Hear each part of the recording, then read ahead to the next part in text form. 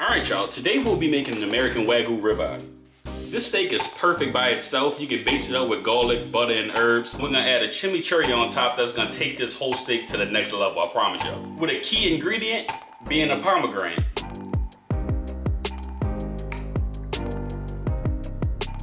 I'm telling y'all, this whole depth of flavor from everything that's going in here is gonna be crazy. A green chimichurri is a sauce made in South America with a combination of things like parsley, herbs, spices, and everything coming together blended up to make this beautiful sauce. Now you can do all this by hand with a knife, but to save time, I like to throw everything in the food processor. First, we're gonna start off with a whole head of Italian parsley, and then this isn't traditional, but I just like the flavor that it adds. I'm gonna add in a whole head of cilantro. When it comes to raw onions, I like to use a shallot over things like yellow onions because it has a milder flavor and a little bit sweeter than your regular onion. Next, we're gonna come with our peppers. We have a serrano pepper and a sweet pepper. For the serrano pepper, if you don't want it too spicy, you can go ahead and just remove the seeds, but I like the spiciness, so I'm gonna keep all the seeds and membranes in there. But if you don't like it spicier, just take that out. And then for the sweet peppers, the seeds in that aren't really spicy, so you can just add this whole thing in there. Sometimes I like to go with a jalapeno over a serrano, so it's really based on your preference, and that's what I like about chimichurri. You just add what you want. And of course, we gotta come with buku garlic. I love garlic. Any recipe that calls for it, I always tell y'all, double it.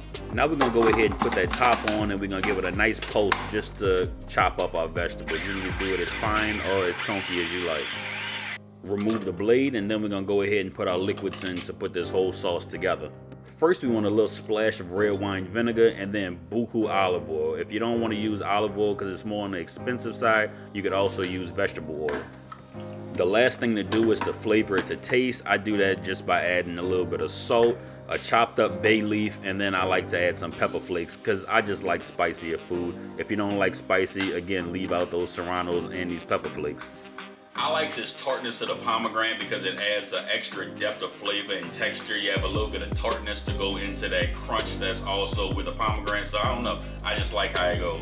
So add as many as you like or leave it out completely. The choice is yours. You could also blend it up a little bit more to make it a smoother sauce, but I just like this consistency right here.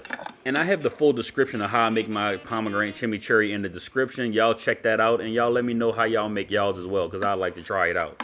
Now, let's move on to the steak. American Wagyu ribeye and regular ribeyes differ in a couple aspects. First off, we have the marbling. As you can see, this is completely better than what you would see at a grocery store, off top.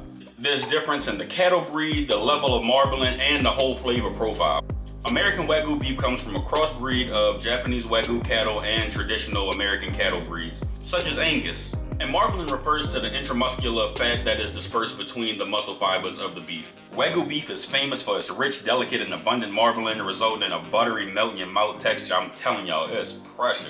And for a steak enthusiast, if you like that beefy flavor of American ribeye along with that juiciness and texture of a Wagyu, American ribeye is the perfect go-to for you. It's way less expensive than Japanese A5, but it's still on the pricier end, but it's better than the prime or choice ribeye that you'll get at your local grocery store. And you could assume that the flavor and texture of an American Wagyu steak would just be 10 times better than your average grocery store steak. Just because of all of that extra intramuscular fat into that ribeye, you'll always come out with a more juicy steak as well as a more tender steak. Now when it comes to seasoning American Wagyu ribeye, you really don't want to go too crazy with a bunch of different spices. A little bit of salt, pepper, and garlic powder is all you need. It'll go a long way and you'll really be able to taste those flavors of that beef. As you can see, I'm adding a little bit to the pan just so we can make sure that we get those sides as well, full of that salt, pepper, and garlic. Now once we have it nice and coated, we're gonna do the reverse sear method. For that, you need a meat thermometer. This is gonna ensure the perfect temperature every single time. I'll leave the link to this one in the description. If you don't have that, you can also use an instant read thermometer. I like to use both just to make sure to gauge that the temperature is correct. Not every oven is the same, so with this, you can make sure you have the same results every time. Now add your steak to a wired rack and we're gonna put the probe into the thickest part of the beef. You wanna set it to about 15 to 10 degrees lower than your desired wellness. It'll continue cooking once it comes out and we sear it. Our oven was set to 225 and it's not the prettiest cut of meat right now, but that exterior is dry to make for a perfect sear once we add it to a piping hot cast iron with some garlic and buku butter. You can add things like thyme, rosemary, just to increase the herby flavor, but today we're gonna let that chimichurri talk. And since all we're doing is getting a nice sear on it, you can place it straight into the pan and baste it. You don't have to wait for it to sear on each side. So instantly, as soon as that butter starts melting, just go ahead and start getting that flavor on there. Go ahead and flip it over and look at that. Yes, Lord. We're going to let that go ahead and rest after it's seared nicely on both sides. And the internal temperature should come up to where you need it at. For this steak, I took it out at around 115 degrees, and after searing it and everything, it came out to around 130 degrees, which is the perfect steak for my preference.